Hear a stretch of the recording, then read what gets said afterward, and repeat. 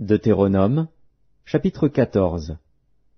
Vous êtes les enfants de l'Éternel, votre Dieu.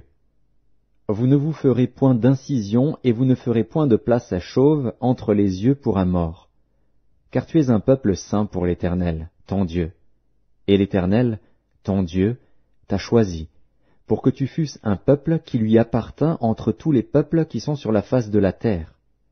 Tu ne mangeras aucune chose abominable.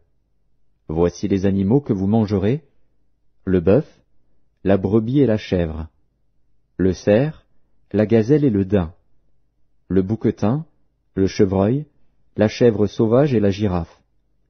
Vous mangerez de tout animal qui a la corne fendue, le pied fourchu et qui rumine. Mais vous ne mangerez pas de ceux qui ruminent seulement ou qui ont la corne fendue et le pied fourchu seulement. Ainsi, vous ne mangerez pas le chameau, le lièvre et le daman, qui ruminent, mais qui n'ont pas la corne fendue. Vous les regarderez comme impurs. Vous ne mangerez pas le porc, qui a la corne fendue, mais qui ne rumine pas. Vous le regarderez comme impur. Vous ne mangerez pas de leur chair, et vous ne toucherez pas leur corps mort. Voici les animaux dont vous mangerez parmi tous ceux qui sont dans les eaux. Vous mangerez de tous ceux qui ont des nageoires et des écailles. Mais vous ne mangerez d'aucun de ceux qui n'ont pas de nageoires et des écailles, vous les regarderez comme impurs.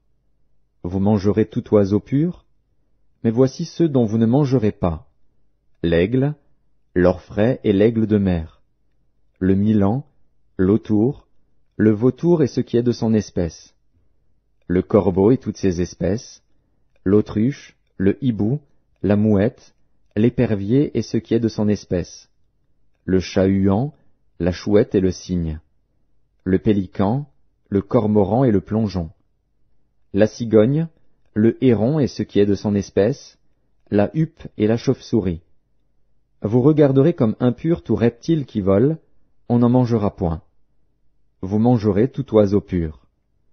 Vous ne mangerez d'aucune bête morte, tu la donneras à l'étranger qui sera dans tes portes, afin qu'il la mange, ou tu la vendras à un étranger. Car tu es un peuple saint pour l'Éternel, ton Dieu. Tu ne feras point cuire un chevreau dans le lait de sa mère. Tu lèveras la dîme de tout ce que produira ta semence, de ce que rapportera ton champ chaque année. Et tu mangeras devant l'Éternel, ton Dieu, dans le lieu qu'il choisira pour y faire résider son nom, la dîme de ton blé, de ton moût et de ton huile, et les premiers-nés de ton gros et de ton menu bétail, afin que tu apprennes à craindre toujours l'Éternel, ton Dieu. Peut-être lorsque l'Éternel, ton Dieu, t'aura béni, le chemin sera-t-il trop long pour que tu puisses transporter ta dîme, à cause de ton éloignement du lieu qu'aura choisi l'Éternel, ton Dieu, pour y faire résider son nom.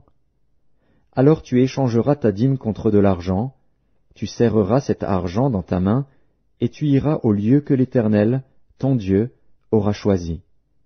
Là, tu achèteras avec l'argent tout ce que tu désireras, des bœufs, des brebis, du vin et des liqueurs fortes, tout ce qui te fera plaisir, tu mangeras devant l'Éternel, ton Dieu, et tu te réjouiras, toi et ta famille.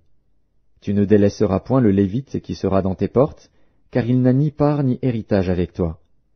Au bout de 3 ans, tu sortiras toute la dîme de tes produits pendant la 3e année, et tu la déposeras dans tes portes.